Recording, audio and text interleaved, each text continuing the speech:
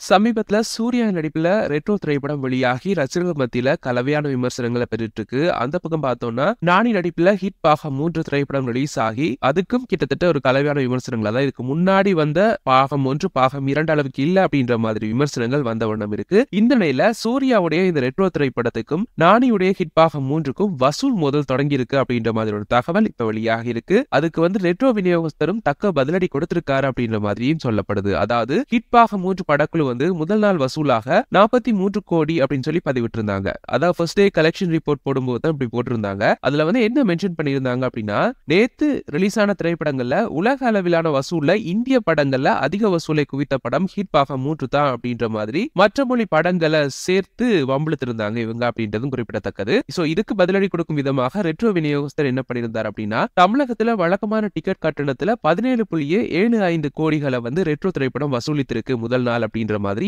அவர் mention பண்ணிருக்காரு. அதாவது ஆந்திரா தெலுங்கானால முன்னணி நடிகர்களுடைய புதிய படங்கள் வந்துச்சு அப்படின்னா டிக்கெட் கட்டணத்தை சுமார் ஒரு 10 நாட்களுக்கு மேல அதிகரித்து வச்சிருக்கலாம். அதாவது வழக்கமான கட்டணம் இருக்காது, ரொம்ப அதிகமான கட்டணங்கள் தான் அறவிடப்படும். அதனால தான் அங்குள்ள திரைப்படங்கள் அதிகம் வசூலிக்கிறது அப்படின்றது குறிப்பிடத்தக்கது. அதையும் தாண்டி தமிழ்நாட்டை தாண்டி ஆந்திரா தெலுங்கானால தியேட்டர்ஸும் ரொம்பவே அதிகம். அதனால அதிக தியேட்டர்ஸ்ல தான் படமும் ரிலீஸ் ஆகும். சோ இப்படி நிறைய பிளஸ் இருக்கு அவங்களுக்கு. சோ இப்படி கட்டணங்கள் அதிகமா இருக்கிறதால தான் மெயினா அங்க அதிக வசூலிக்குது. சோ இதை வச்சுட்டு தான் அதிக வசூல் அப்படின்னு சொல்லி அவங்க அடிக்கடி சொல்றாங்க. சோ தமிழகத்துல அப்படியான டிக்கெட் கட்டண உயர்வு நடக்கிறது கிடையாது அப்படின்னு சொல்லி மென்ஷன் பண்ணி இதை மற்ற ரசிகர்களுக்கும் புரியும்படி சொல்லி தக்க பதிலடி கொடுத்திருக்காங்க ரெட்ரோ படக்குழு அப்படின்னு சொல்லி ரசிகர்கள் இந்த விஷயத்தை இப்ப ஷேர் பண்ணிட்டு இருக்காங்க. இதனாலதான் தமிழ் திரைப்படங்களை காட்டிலும் தெலுங்கு திரைப்படங்கள் அதிகம் வசூலிக்குது அப்படின்ற மாதிரி ஒரு கருத்து எழுந்திருக்கு. இதை பற்றி உங்களுடைய கருத்துக்களை கீழே கமெண்ட்ஸ் வாயிலாக தெரிவிச்சுக்கோங்க.